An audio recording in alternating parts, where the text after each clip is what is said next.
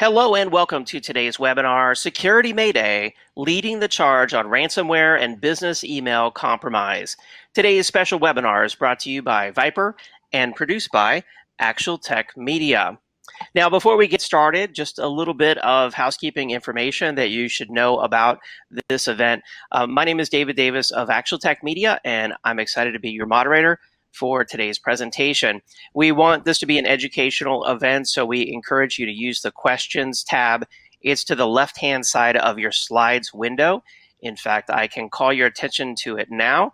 That's where we encourage you to ask any questions about, security, ransomware, phishing, and what you can do to protect yourself. We'll be doing a dedicated Q&A session at the end of today's presentation, so get your questions in early. We also have an Amazon $300 gift card that we'll be awarding to one lucky attendee on the live presentation. If you're watching this event on demand, I'm sorry, the drawing has already occurred. The prize terms and conditions can be found there in the Handouts tab in your audience console. And without further ado, I'm excited to introduce you to today's expert presenter. That is Mr. Jason Norton, Product Marketing Director at Viper. Jason, thank you so much for being on the event today. Hi, David. Thank you for having me. I'm really excited to get going today with this presentation. All right. Yeah, I mean, this is a hot topic. We're excited to have Viper on, I believe, for the first time on the Actual Tech Media event series here. So again, thank you for joining us. And with that, let's go ahead and kick it off. Take it away, Jason. All right. Thanks, David. And welcome to everyone from around the country. It's great to be here. I'm talking to you from St. Petersburg, Florida. So I see that we've got people from the East Coast to the West Coast. So that is fantastic. I am Jason Norton. I'm the Product Marketing Director for Viper.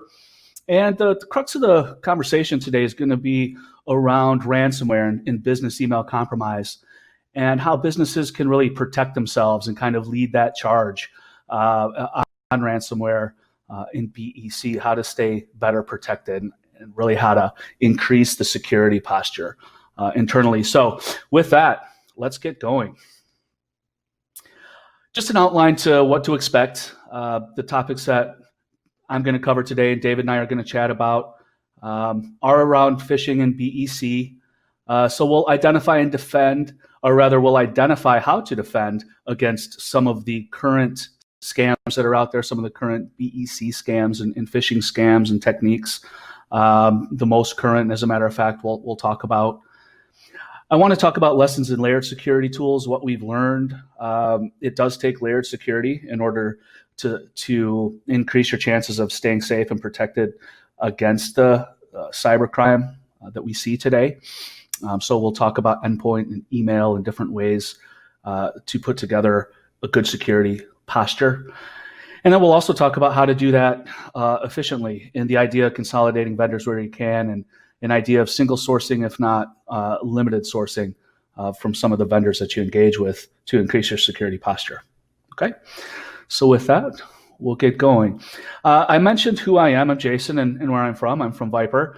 But who is Viper? And just to kind of, I guess, talk about where I get my perspective.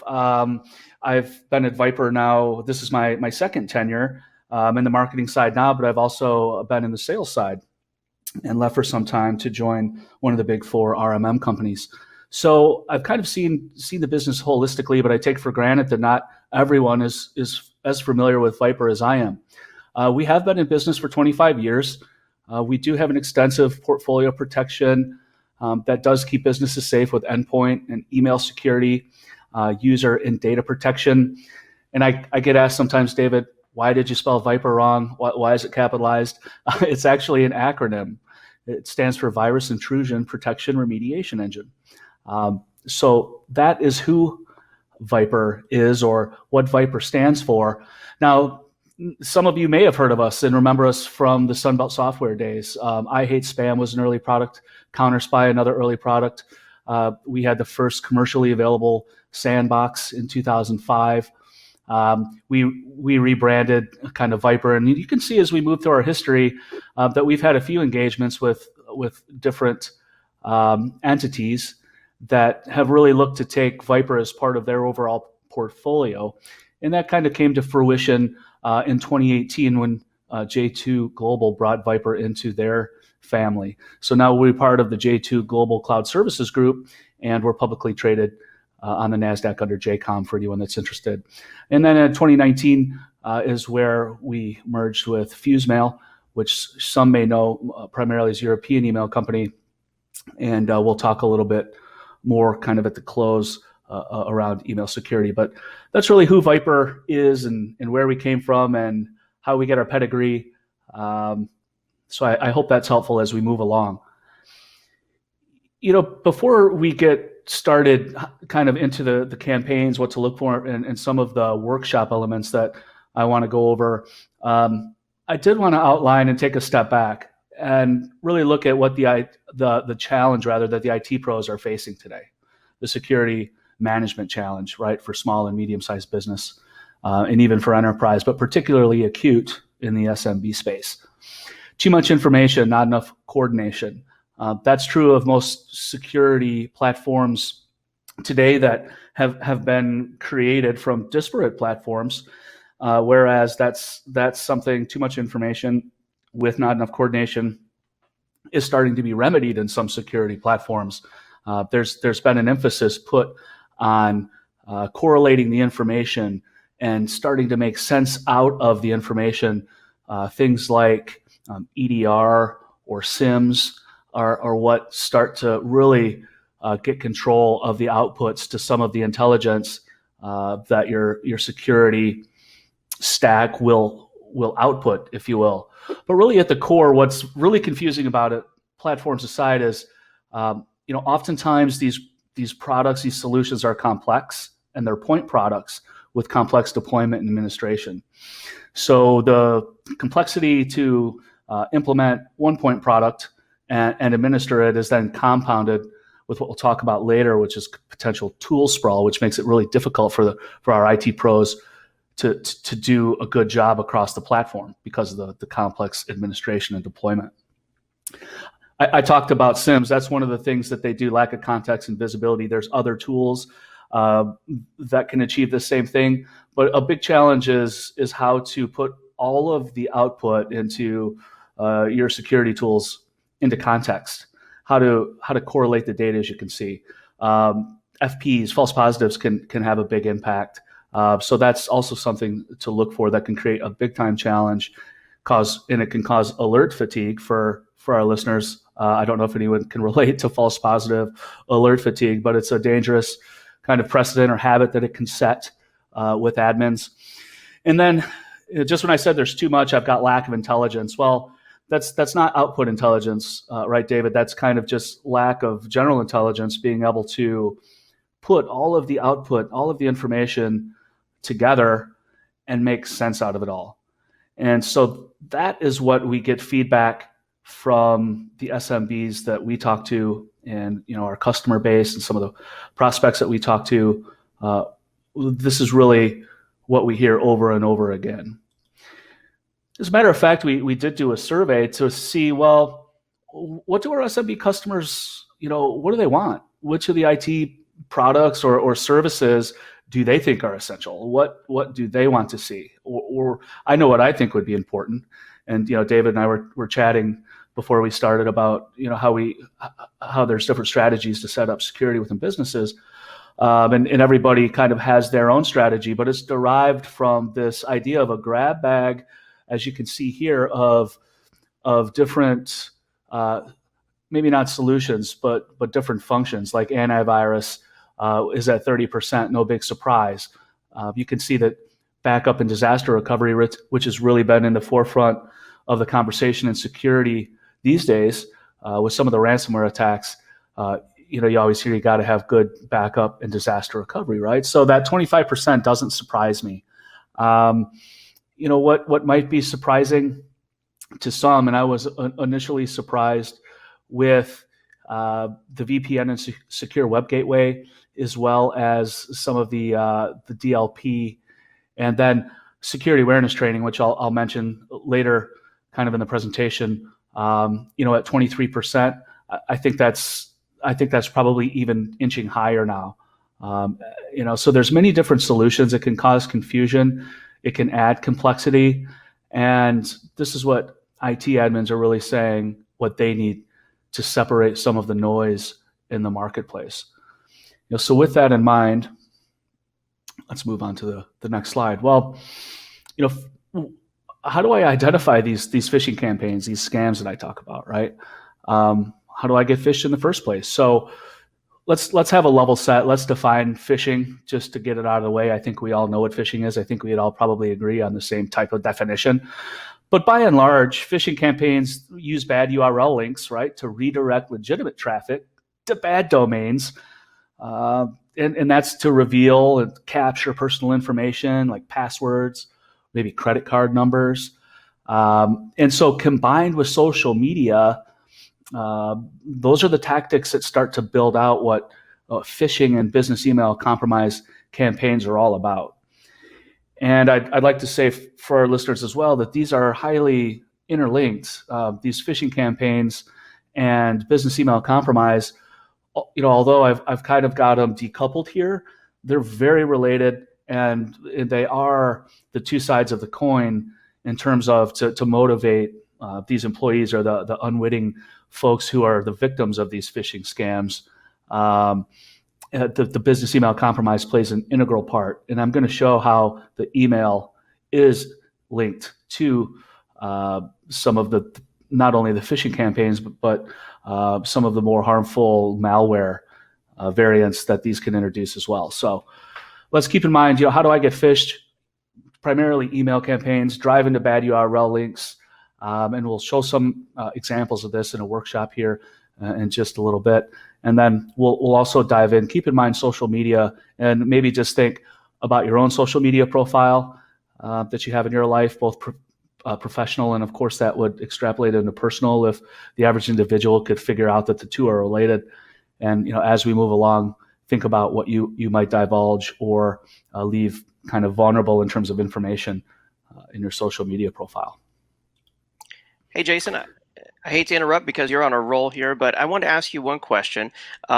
This came in and they're asking, are most phishing email messages general messages, like they could apply to anyone out there, like hey, free Starbucks gift card, or are they targeted towards the company and like a specific person?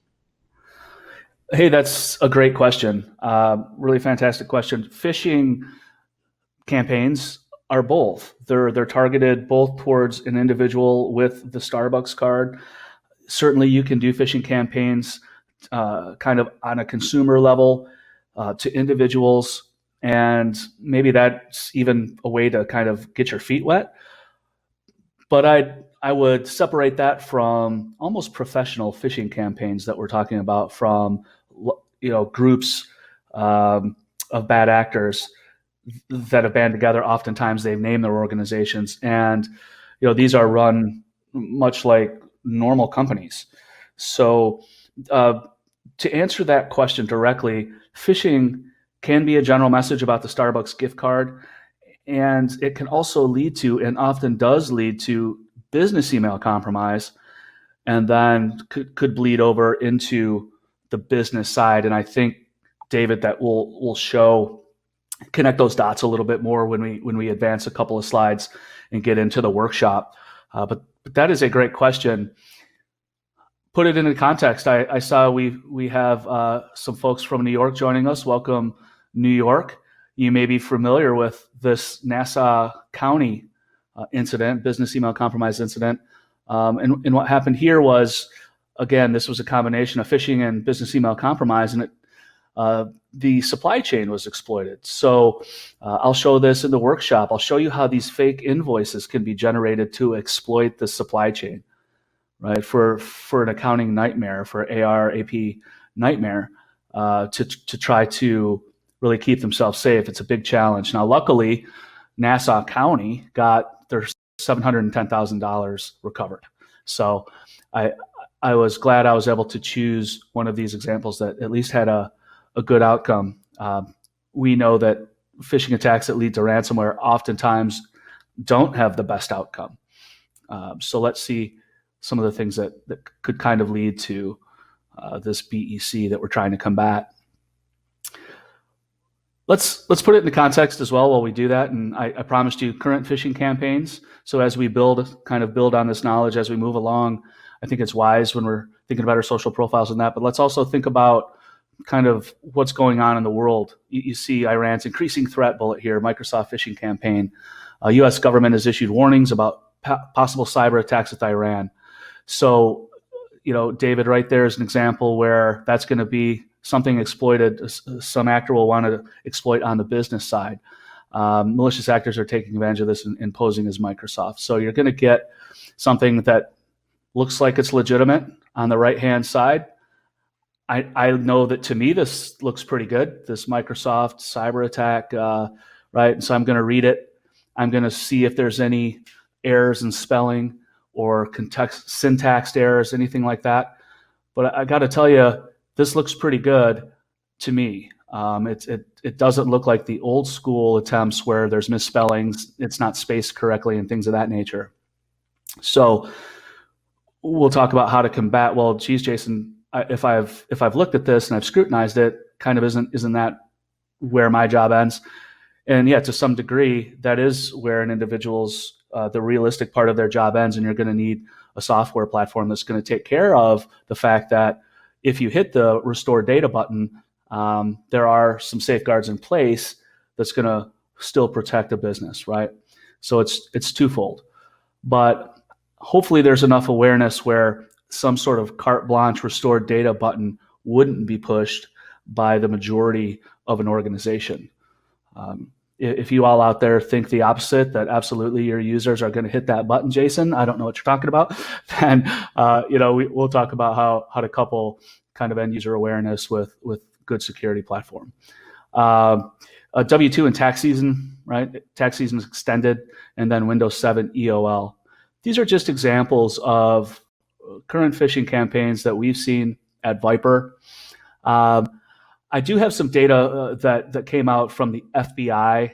That they have the FBI's Internet Crime Complaint Center. And for those of you that aren't familiar with the FBI's Internet Crime Complaint Center, or IC3 for short, it's a really good resource.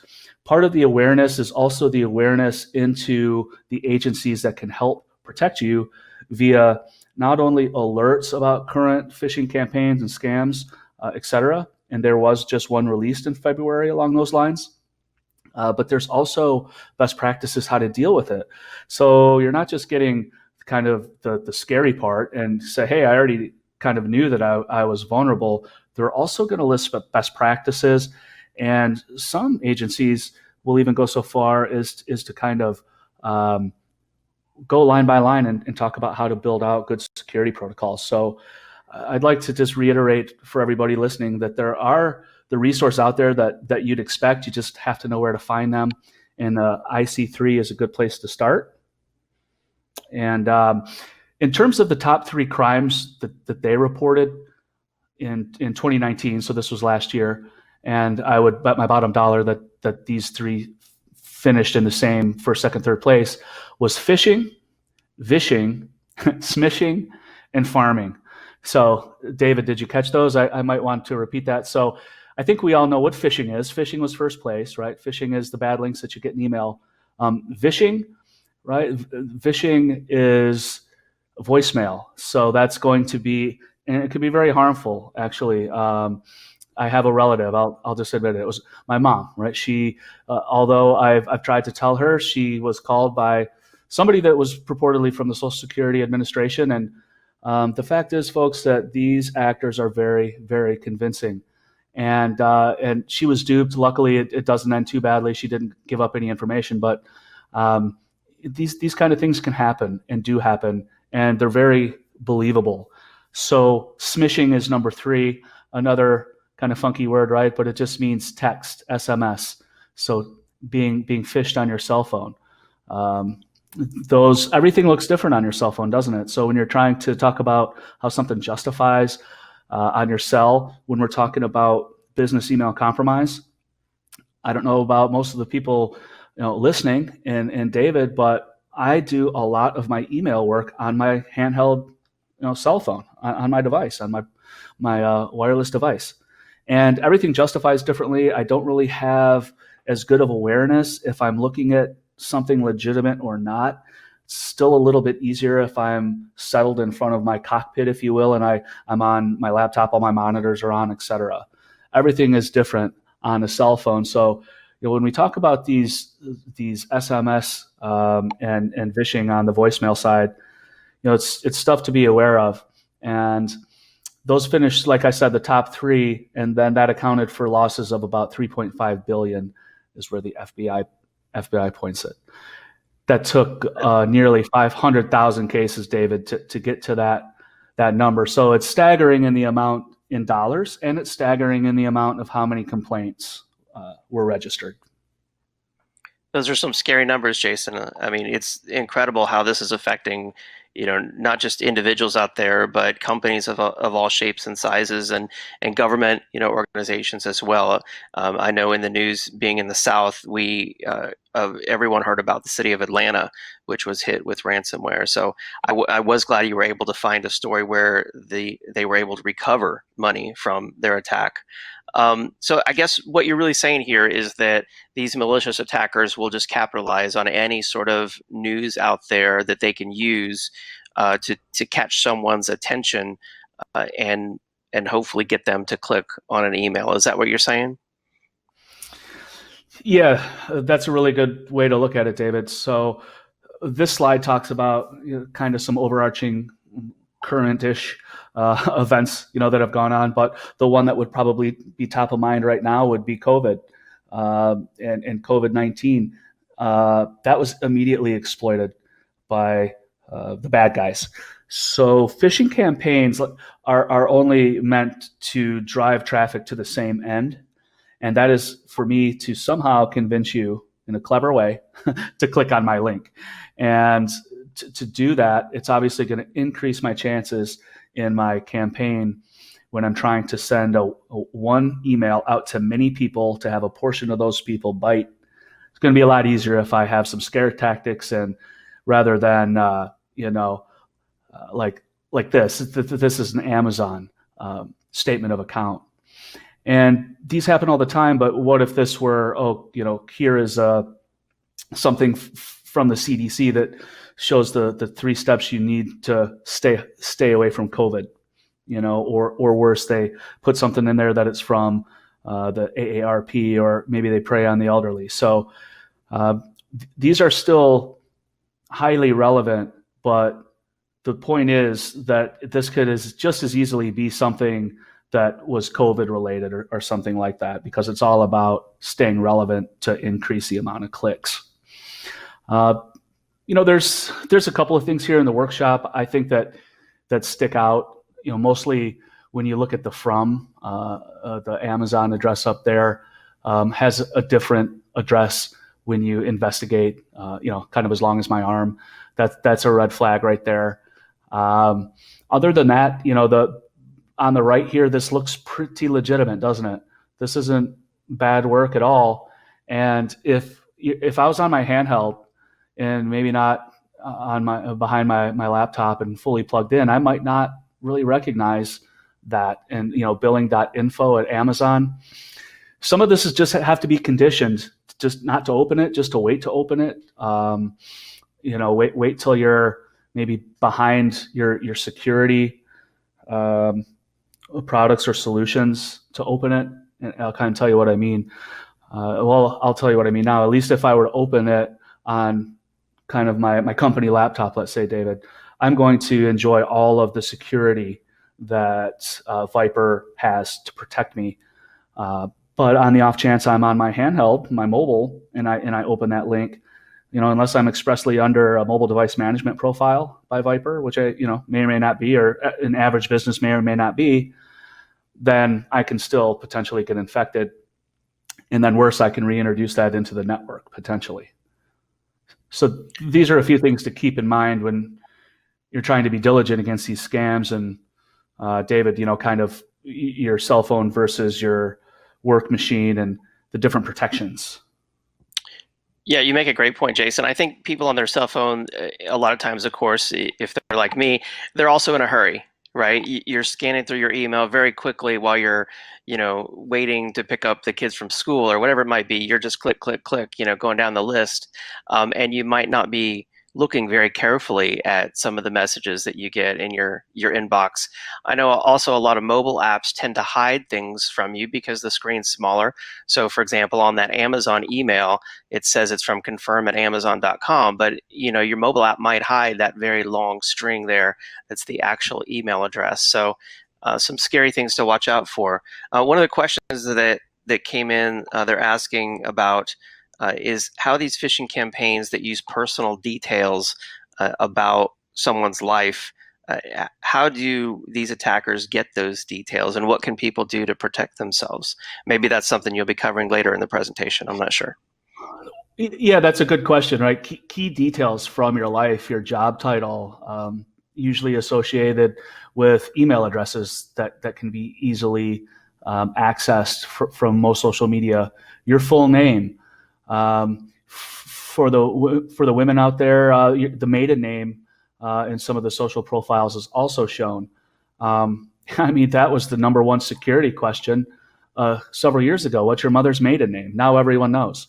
So the more you have published online, the larger it's called an attack surface. I know it sounds nasty, but the larger that your attack profile is, then the more susceptible you can be to spear phishing. And well, what's the difference? Spear phishing is just that. It's common in the C level because I want maybe bigger stakes, a bigger target, a nice fat target like a CEO or something like that.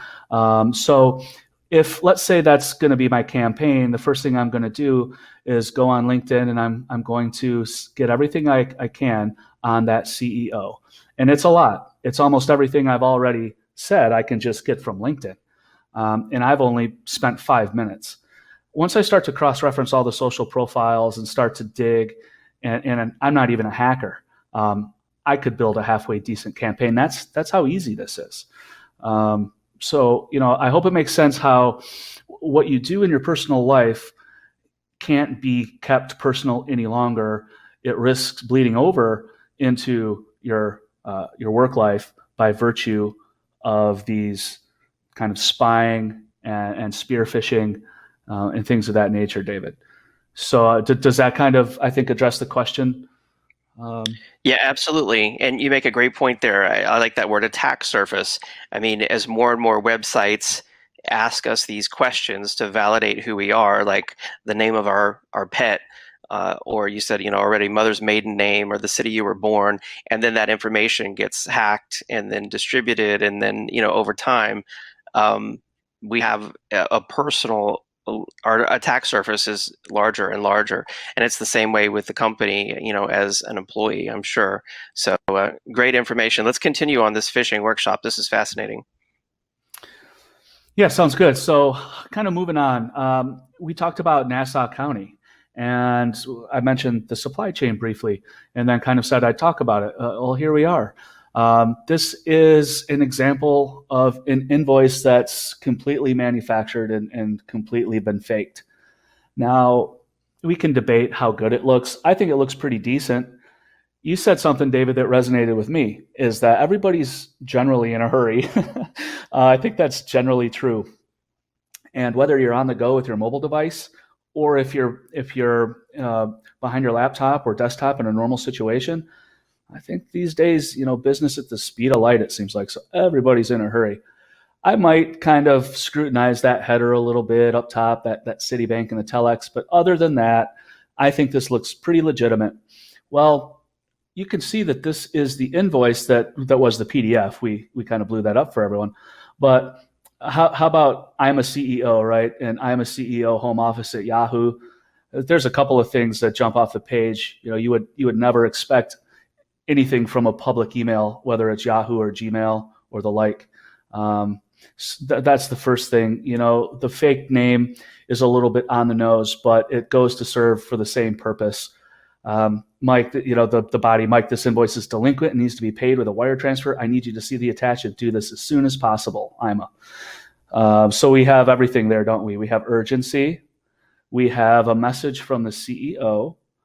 Now, I don't know about you, but I'm probably not in the habit of questioning the CEO's directives to me when I'm when I'm just asked to pay an invoice, right? When I'm sitting in accounts payable, and that's pretty run of the mill. And so, common requests like this, before we started to spread awareness that these campaigns existed, these were pretty much slam dunks, David, that could potentially be used to inject into the supply chain via phishing, via business email compromise, and it's all done by it can all be backed into spear phishing in the same regard. So if I wanted to send this to the CFO of a building construction company, no problem. No problem. I'll just go on Google. I'll go on LinkedIn. I'll have all the information about his company, and it's really kind of that easy. So there's things to watch out for, to be diligent and look at the realistic nature of the request. Security awareness training, which we'll talk about, should be kept in mind as well. The fact that, going back to maybe this building construction company, if I were the CEO and I tell my staff and my executives, what have you, that I will never send a wire request from a free public account, and I will never, ask for you to send money unexpectedly, or even better yet, how about we use two-factor authentication the old-fashioned way? You pick up the phone and you say, "Hey, Ima, did you just send this, to me?" That could get a little arduous, I guess, right? But there are ways, particularly if you're all working in the same, business, to pop your head in the office two doors down. That manual two-factor authentication, if you will, could prevent things just like this. Okay. So without any questions on that, we will move on. Same kind of thing here, right? So it's coming from a public email. Are you in the office? I need a wire transfer. Let me know. How about the one on the right? I need W-2s for all employees. Here, just upload it here. So the phishing link is going to take them, probably be spoofed and dump it straight into the bad guy's lap. But he's also, or he or she, the W-2s for all employees from 2018. What a jackpot that is. So, a lot of stuff here that just doesn't add up. And a lot of times this will all lead to ransomware too. I don't want to lose sight that oftentimes this leads up to ransomware. Well, how does that happen?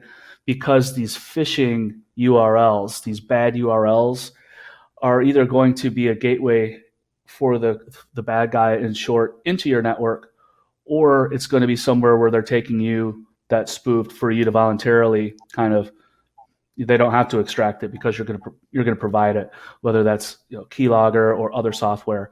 So there's myriad ways to turn this into ransomware.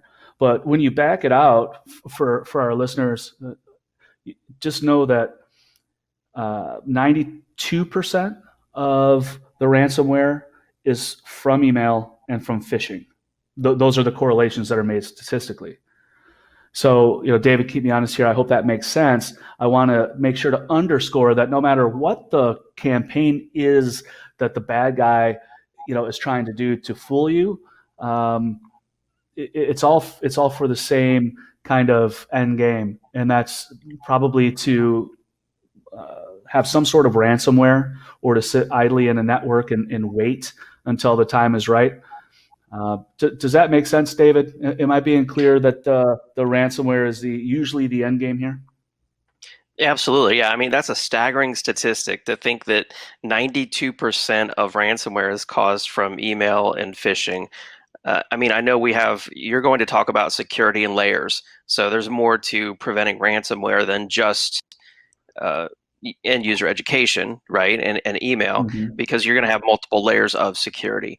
But 92% of it comes from email and phishing. So yeah, that's just astounding. And with that is kind of a perfect segue, right, into man versus machine. Maybe I should change that, because it's really not versus, is it? It's man and machine. Like this says, organizations must merge technology with user behavior training. So here's some good examples. Cloud email security to supplement O365. It's often thought. I talk to a lot of folks. I'm good. I have Office 365. Yeah, but what are you using for actual email security? Um, Occasionally, it's just they'll try to advance into the Microsoft packages, and folks listening know what I mean when they've looked at these packages. You've got to buy an awful big helping of Microsoft to get any decent security out of it. So oftentimes it's just less expensive to supplement that with a third-party cloud email security product. But you have to supplement the native uh, the native email with agnostic security. Okay, so third party to supplement the Microsoft. Okay, or even if it's Gmail for that matter. Um, Phishing protection is key. That's the bad URL protection. It's broken down into phishing protection. I'll describe it in more detail a little bit later, and then attachment sandboxing. So if there were malware in the example with the city invoice that we showed, oftentimes, or better yet, how about an Excel or a Microsoft document of any kind that has macros? Usually, that bad guys love to pack that with malware, and so attachment sandboxing is also key. And you get these from your email cloud security provider of choice, and there's at least half a dozen come to mind immediately. So you don't have to look very far, to find one of these providers to help you out. So, David, I know you're asking yourself, how do I not become Phish Food? Um, User awareness training, that's essential. User awareness training. We saw at the slide. I think it said about 23% was starting to embrace that. I think that's going to be drastically higher as we move through 2020.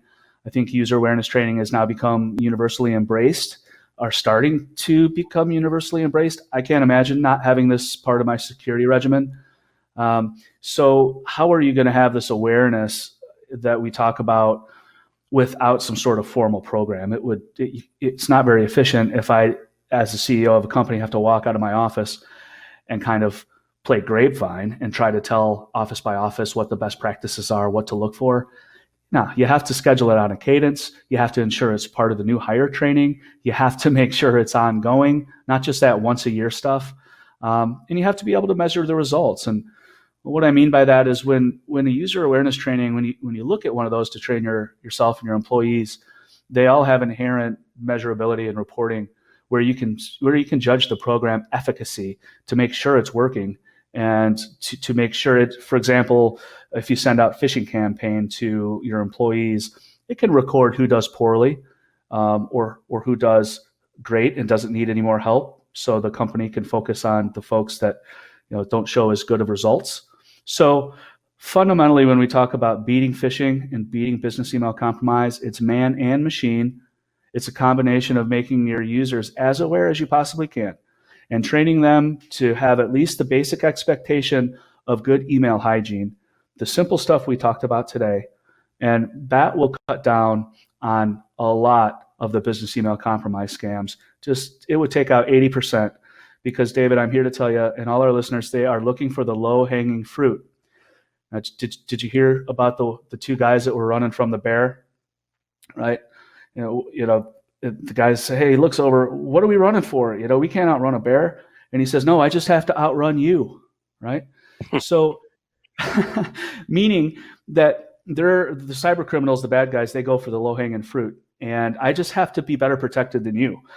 There is the same kind of analogy, the same kind of truth to that analogy. It goes to a caveat in security that really deals with, I'm going to try this word, obfuscation. I think I got it. But don't be the lowest hanging fruit, David. Don't be that giant fruit that's easiest to pick. And that's a lot of what phishing campaigns are built around. You're braver than I to try that word. But seriously, yeah, you make a great point that you can't try to do this sort of end user education yourself and have measurable results over time. It's not enough to just round everybody up in the cafeteria and say, hey, security is important, don't click on stuff. So when you talk about measurable results here, can you kind of give us some insight into, what's the most important result that we should be monitoring over time to see if these awareness solutions are making a difference? Good question. I would say to look to the phishing portion of the platform. There'll be general security awareness typically that an individual will take, like, hey, watch this video. Take a couple of questions inside the module, and that's one thing. But when you actually send out a phishing attempt that looks good, that's not kind of crackerjack. Oh, I can tell this is your token phishing attempt as part of your program. No, the top tier solution providers out there will make phishing attempts look legit.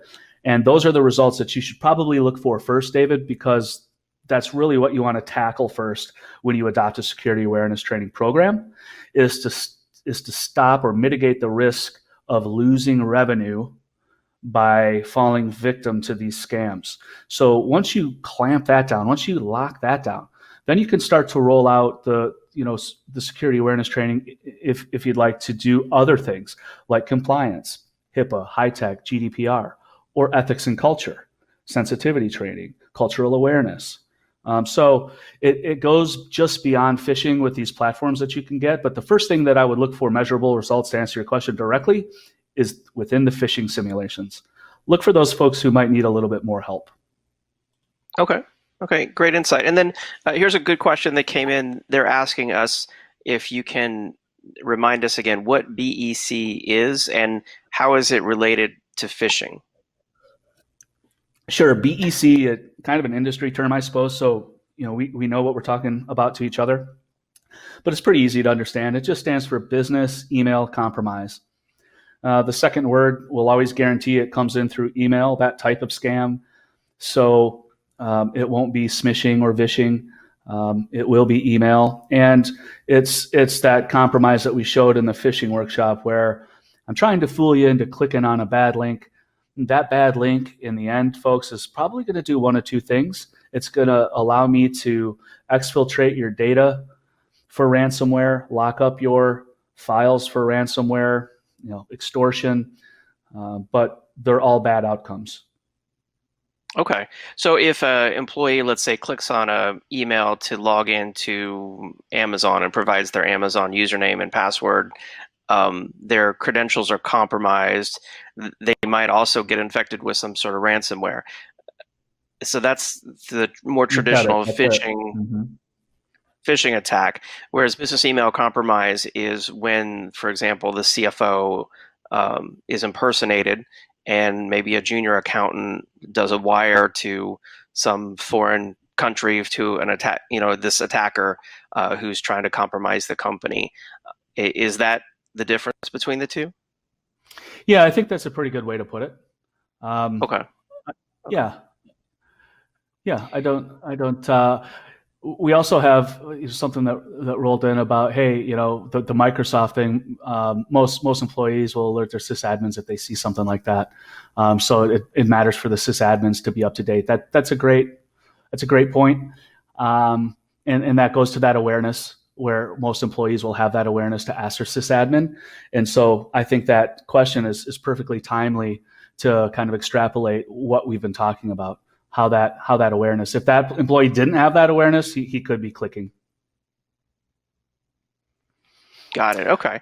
And then another question that came in, Adam's asking, outside of the training program that you're talking for end user security awareness, does Viper have, or are you going to talk about any kind of prevention or remediation tools? Yeah, I will. So that's a really good transition, and I will answer that question. So let's talk about that, right? Just to back up, we talked about man and machine, and we've covered man, haven't we, David? We've covered the person. We've talked about awareness training, what to look for, different scams, etc. So we've kind of covered off the person.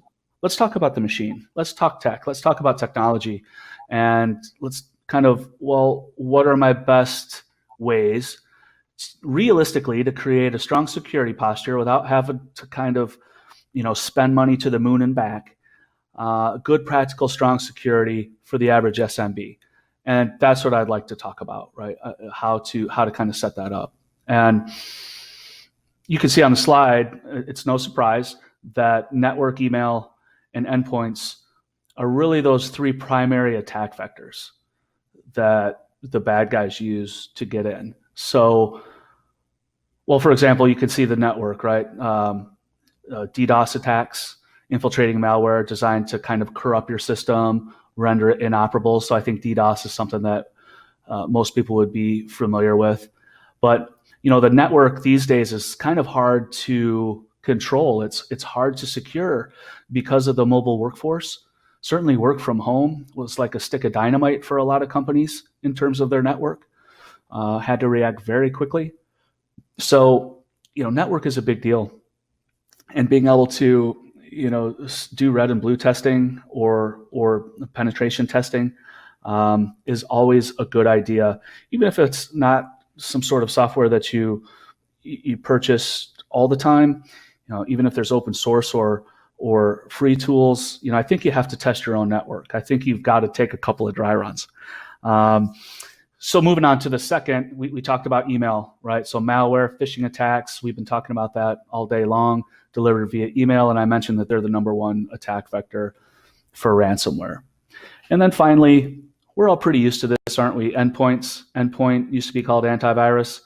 And it's for the attackers that really like exploits, vulnerabilities, all sorts of stuff like bots and viruses and spyware. Kind of all sorts of nasty things. So layered security, David, was a big topic, and certainly for good reason. In 2019, in kind of my marketing fold, this was one of the messages that we really keyed in on was how do we help internal IT build out a good layered security? And it boils down to network, email, and endpoints. Those are the big three attack vectors. So now that we've identified the big three attack vectors, what can I do within those attack vectors to keep myself safe? And I think this sums it up pretty well. For network security, intelligent firewall, right? So next gen, intelligent, advanced, Gen 3 firewall. But a strong firewall comes as no surprise to anyone on this call that it's necessary to protect the network. Some sort of threat intelligence is good for the network, whether that's some sort of hunting threat intelligence that could typically be up the stack, but oftentimes that threat intelligence can be gained in other solutions. But it is something that for the network side of things, being able to kind of look at endpoint detection and response, that EDR element, to be able to kind of respond on the endpoint, well, the same way that you'd want to respond to those network threats. So I mentioned sandboxing. That's great to have, right? The sandboxing to open the files, detonate the files, let the files do what they want, see where these malicious files are trying to go. What are they trying to do? And then intrusion detection. Viper just beefed their IDS rules to over 8,500. And so that's just a whole slew of rules that help protect intrusion in the network. So those IDS rules. And then the cousin of IDS is HIPS, our host intrusion prevention system. And David, really those are the cornerstones of securing the network. Email, antivirus, spam, and phishing.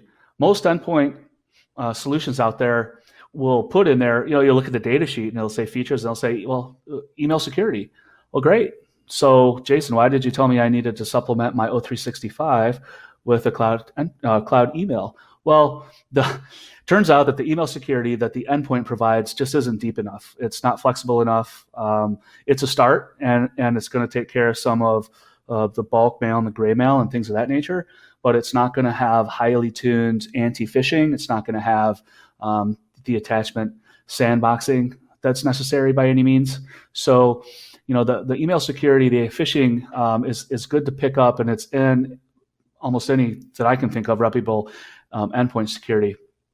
But you do want a separate standalone email, third-party email security solution. That gives you that URL protection for bad links. It gives you the attachment protection for Microsoft macros, and then we talked about the rest. DLP, I haven't mentioned that yet. That's Data loss protection, right? So that's crucial for your email security, to make sure that inadvertently data is not going out the door. There's some point products that can help you with that. Viper actually has a product called SafeSend that can help with that. Make sure you don't have any misdirected emails. You can also write rules to flag for DLP. So, hey, look for credit card numbers in this sequence, and it'll flag anything that matches that sequence, that kind of thing. So DLP in your email, got to pick that up.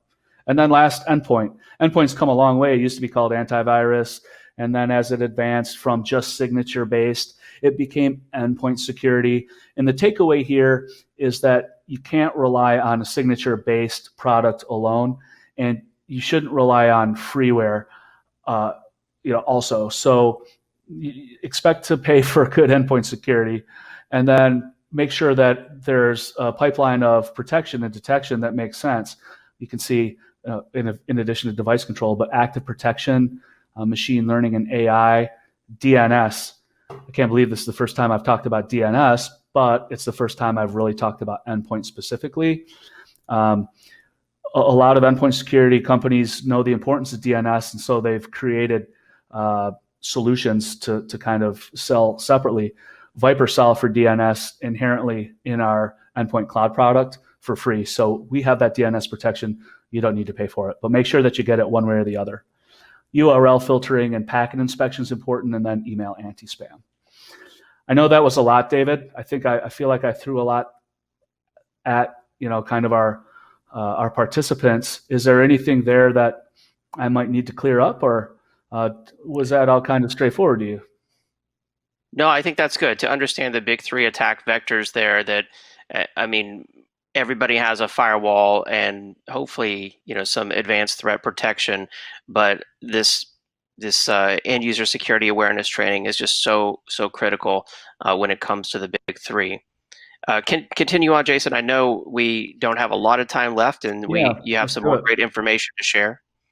Let's do it. So with that, how about we do 8 steps to reduce malware attack vectors? I talked about attack vectors. I talked about beating malware. So this should come as no surprise to some, but I kind of include this as a refresher to make sure this is occurring. Number 1, scrutinize network traffic and look for suspicious actions like port scans and sweeps.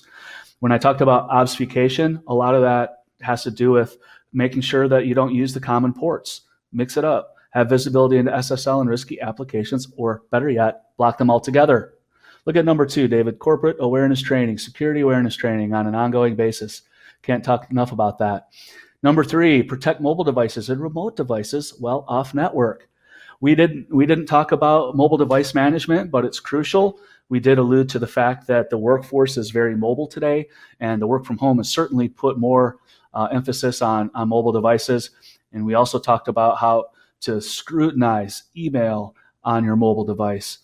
Number 4, use prevention like DNS. We talked about it. File, content blocking, filtering. Content blocking can go a long way. If I want to do web access control, let's say for Viper, for all my work from home employees from 9 to 5, then I can block all that.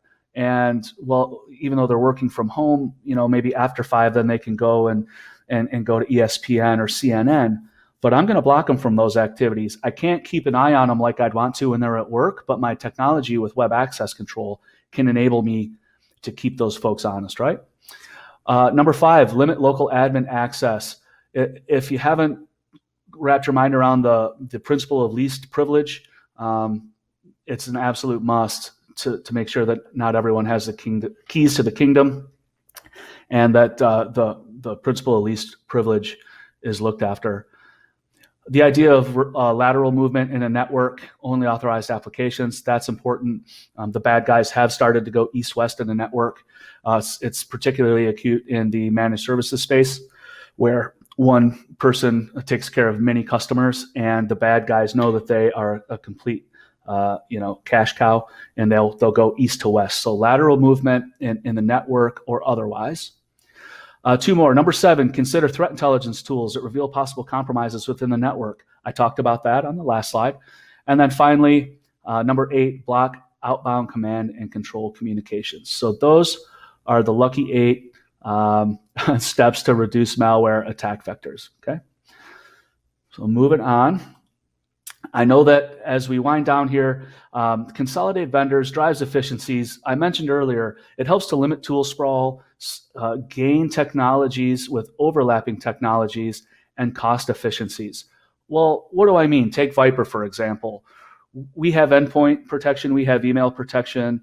So for folks that want to get their endpoint and their email, and we will have security awareness training, I should say, this summer as well.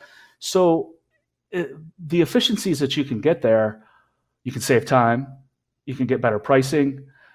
The ease of use is probably more inherent because the architecture will have similar patterns and threads and fabric. Our customers get our newest feature sooner. So our customers have had DNS protection, for example, before it was released in the wild, and then it's just easier. I like one phone number, one contact, one invoice. Some people know it by the term one throat to choke, but I'm hoping that there won't be any throats to choke. So this is a way that folks can limit tool sprawl, whether it's us or somebody else. If it's not Viper, hey, that's fine. But do yourself a favor, look into the consolidation of your tools, try to pick up those efficiencies in your platform. And lastly, our technologies do overlap. So the same kind of machine learning and AI that has been fed for 25 years of analyzing both benign and malicious samples also feeds into our endpoint AI and ML. Okay, I know that's really hairy. It's a mouthful, but they're related. Okay. Viper Email Security Cloud. As I leave you here, we've had some questions about really specific instances about what happens this in email. How do I stop this? Would attachment sandboxing do this? We can absolutely answer all these offline. I don't know if we'll have time for all of them now, but a lot of the questions are alluding to what can be gained here in the Viper Email Security Cloud. So ATP, phishing protection, attachment sandboxing, and then archiving encryption are a little bit more kind of in the compliance area. But with that, David, I think that's the presentation. I think I came in just under time. Absolutely. Yeah. Great job, Jason. We did get a lot of good questions come in throughout the presentation there. We still have a number of questions to answer and just a couple minutes actually left to do it. So I'm sure we won't get to all these questions, but we'll do our best to get back to everyone after the event. Let's see. Before I announce the winner of our gift card, let's see if we have time for just maybe one or two questions. The first question that came in, they're asking, do I need a SIM? Right. So, well, it depends. Typically, whether you need a SIM or SIEM or not, security information and event management is oftentimes indicative of how large the environment is. Whether I'm protecting 25 seats, I may not need a SIM. If I'm protecting 2,500 seats, you bet your bottom dollar I need a SIM because there's going to be so much more information to correlate. Okay. And what about password management? How can that help in this equation? Oh, what a great question. Very conscientious question. Password management, I put that in the same bucket of the principle of least privilege. It's kind of akin to that. Password management is so critical to, I would almost recommend it just as a service. But weak passwords, brute force, passwords are a big attack vector right now. So whether that's part of the security awareness training package that you look for to remind folks not to use password one, whether it's the security products that you utilize that will not let that person use a password one scenario. But either way you enforce it, make sure to pay some mind to password management and credential management. That's a big way that the bad guys can gain credentials, go east and west, and then next thing you know, they have the keys to the kingdom. Got it. Okay. And I want to remind everyone the links that you see there in the slides window, those are actually clickable. So if you can mouse over viper.com, you can mouse over the LinkedIn, Twitter, Spiceworks, YouTube, and Facebook links. Those are all clickable. If you want to check out any of the Viper social media sites, now's a good time to click on those links. Jason, probably final question we have time for, and that is, what should people do to get started? If this resonated with them and they're interested in what Viper might be able to do for improving their security, what's your Yeah. recommendation? Well, come engage with us so you can see how to follow us on social. I love Spiceworks. I hope a lot of the listeners that resonate. Spiceworks is a fantastic forum where you can kind of cut to the quick, not a lot of fluff, and it's admins for admins. So I love Spiceworks. You can see our website, viper.com. I should say that we do have trials of all our solutions. And then sales at viper.com. You can also get somebody that'll answer all your questions. I'll give my email as well, David.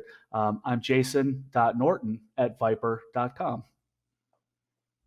Awesome. Well, really great job. Really great presentation. We got a number of comments that said the same thing. They enjoyed the presentation and learned a lot.